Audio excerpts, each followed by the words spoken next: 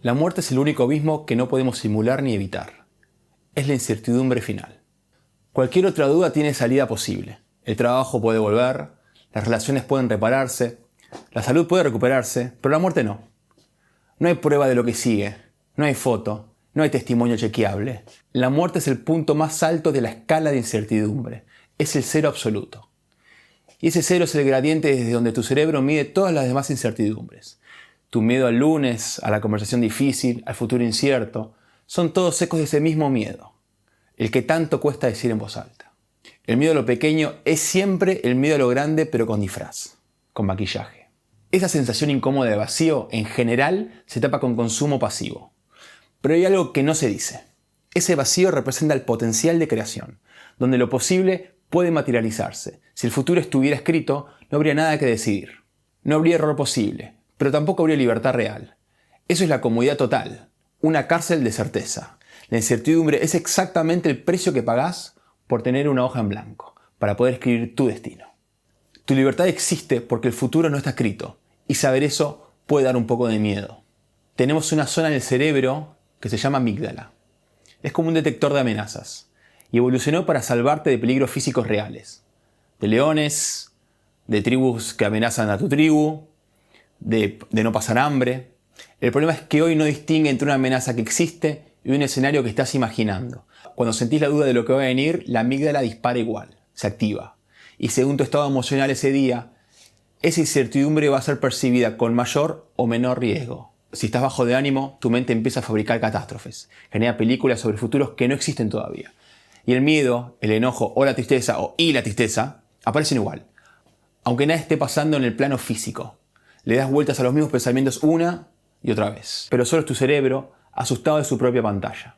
El peligro imaginado agota igual que el real, y a veces más. El enemigo más peligroso no está afuera, está acá.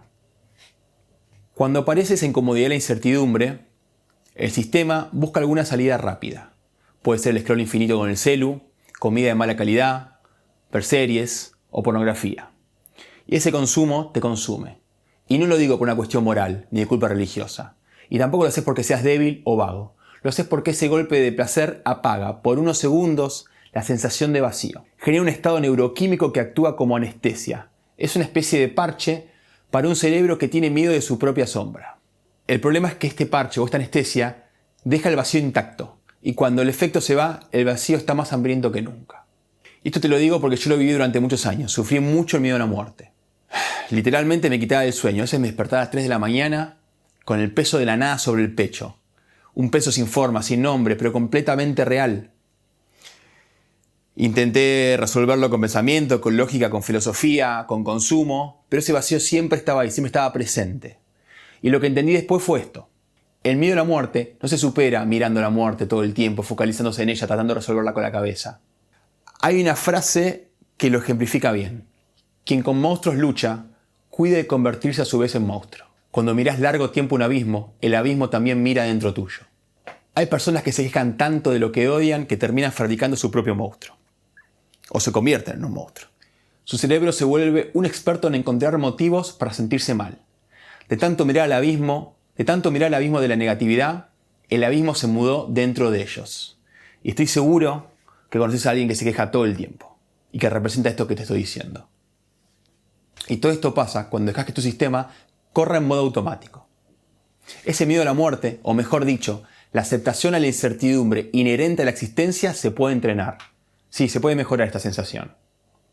¿Y cómo se entrena? Fortaleciendo la parte del cerebro que puede observar el miedo sin fundirse con él, sin creérselo. Hay una zona del cerebro llamada corteza prefrontal. Es donde está el yo metacognitivo. La parte que puede ver un pensamiento y decir, esto es un pensamiento, no es la realidad. Cuando esa zona es débil, la influencia del ego sobre la amígdala gobierna y convierte cada duda en un incendio. También está la MCC, que es como un detector de fricción o músculo de la voluntad, y la DMN. En los próximos videos voy a hablar de estas estructuras con mucho más detalle.